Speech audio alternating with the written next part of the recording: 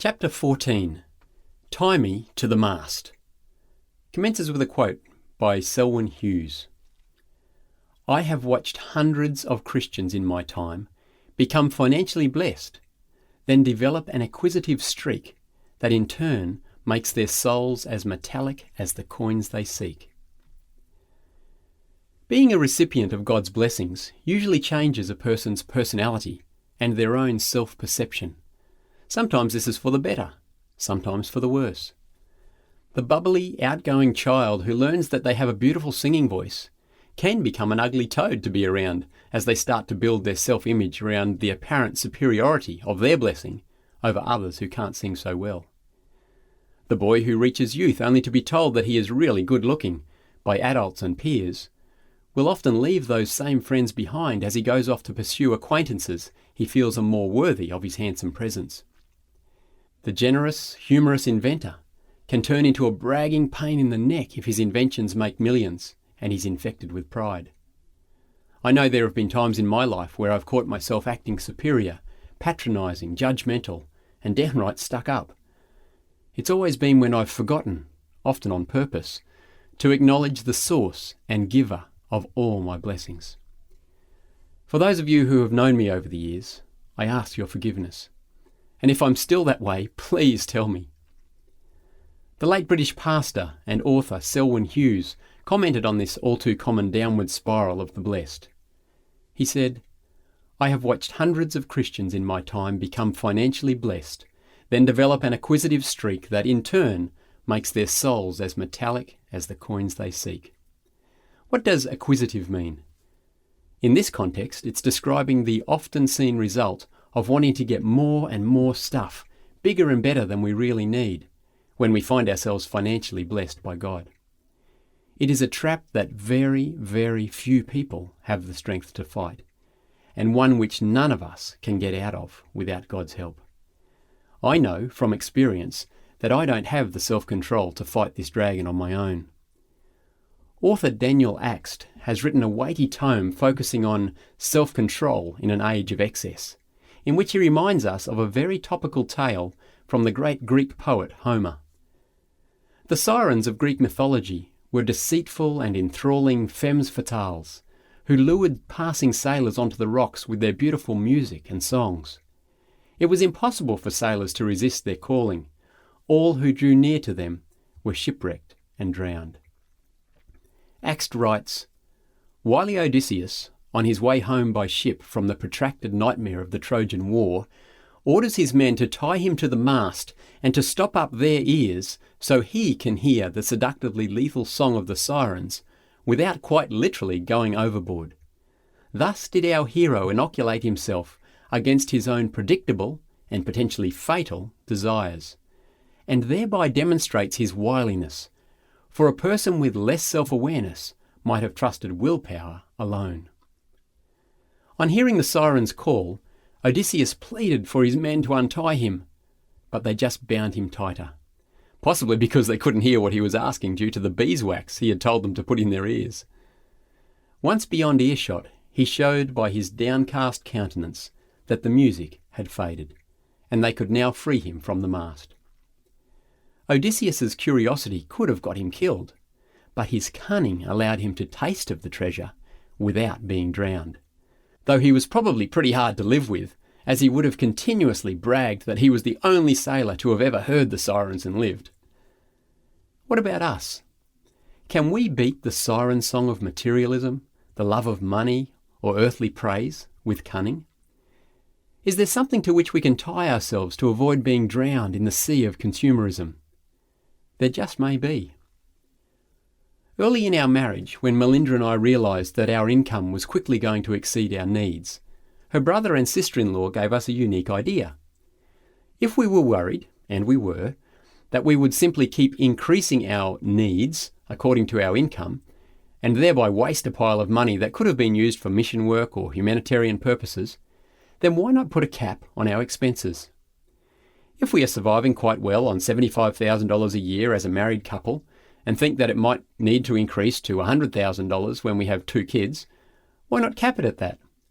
Simply draw up a chart that shows $100,000 increasing annually according to the Consumer Pricing Index, the CPI, and vow to never spend more than that amount on ourselves, even if our income reaches 10 times that or more. We would simply be tying ourselves to the mast of a fixed level of spending. If a modest home is enough for our young family, why not vow to never buy or build anything bigger, and again, pass on the savings to others in need? And if we are very happy to spend our vacations in a tent or caravan by the beach each year, then vow to keep it that way and ignore the desire to take more expensive breaks in luxury hotels and exotic locations. It sounds like an ideal solution, a perfect way of securing ourselves. But I just don't have that sort of willpower. To be bound by such a promise would be no better than tying me to the mast with ropes of jelly. I could bind myself with all sorts of agreements with friends and family, asking them to keep me accountable, and saying that I will never break the oaths. But then, in a few years, I would either find ways of cheating the system or come up with countless excuses for why I really needed to spend more than the allocated amount. That's only me, though. If you think you could live within it, then go for it. John Wesley started out on a humble wage, and he capped his spending at that level, even though he later had a significant income from sales of his books. It is possible. The idea is excellent. To try to fault it or give reasons for why it's not appropriate or even possible can only be done by pandering to our heart's desires for comfort and luxury and ignoring the cries of those who are truly in need. As Ron Sider's book outlined many years ago, we really are rich Christians in an age of hunger. So how can we justify our excessive spending, our nice homes and our fancy trips in light of the real needs that are so very visible? Melinda and I didn't concretely cap our spending, maintain our modest home size, or spend all of our vacations under canvas. But it's a noble idea, and one which has certainly guided our decisions about what our real needs are and how much we should spend on acquisitions like homes, cars and travel. As much as I don't like to admit it, our increasing income did also change my personality. I wasn't able to become an Odysseus-like braggart, as I didn't actually conquer the spending sirens in my life. But sometimes I did catch myself saying or doing, but most often secretly thinking, things that surprised me. Thoughts, words and actions that opened a window to a sadly selfish and proud part of my soul. I needed to study, better understand, and more regularly put into practice Paul's words to Timothy. In 1 Timothy 6, verses 17 to 19, he wrote, "Command those who are rich in this present world not to be arrogant, nor to put their hope in wealth, which is so uncertain, but to put their hope in God, who richly provides us with everything for our enjoyment.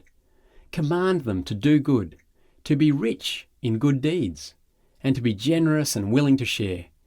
In this way they will lay up treasures for themselves as a firm foundation for the coming age, so that they may take hold of the life that is truly life."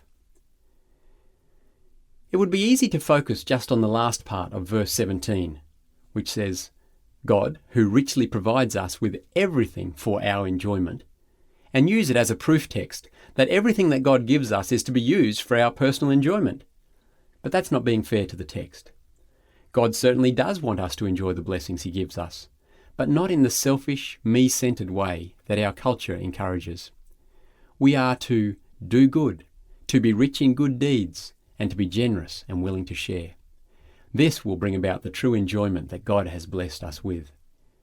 According to the Bible, there is really only one proper response to being significantly blessed, and we find it in 2 Corinthians chapter 9, verses 8 and 11.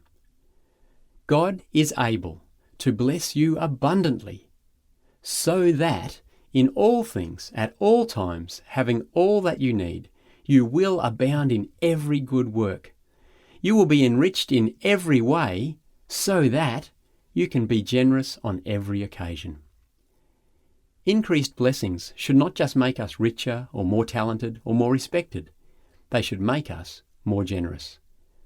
In Luke chapter 12, verse 48, we read, From everyone who has been given much, much will be demanded, and from the one who has been entrusted with much, much more will be asked.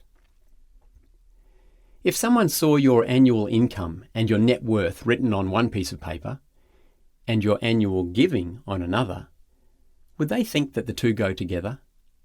Is God's generosity to you mirrored in your generosity to Him?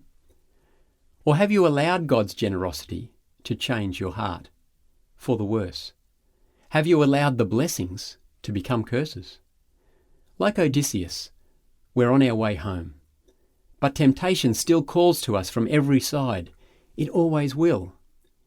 We can't avoid being lured by the sirens, but are your ropes tight enough?